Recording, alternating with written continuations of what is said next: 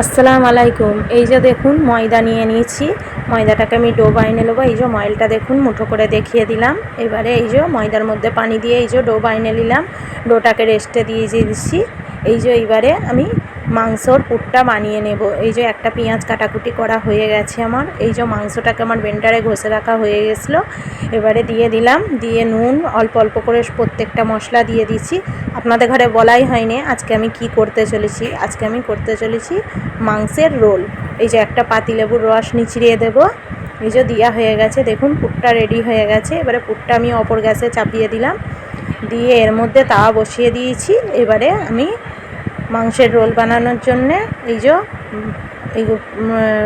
এগুলোকে ভেজে নিচ্ছি। যে ভাজা হয়ে গেছে, দেখুন রেডি করা হয়ে গেছে। এবারে রোলগুলোকে আমি মুড়ে নেব। এই যে মুড়া হয়েই গেছে। আজকের মতো এই পর্যন্ত রেডি রোল আমার।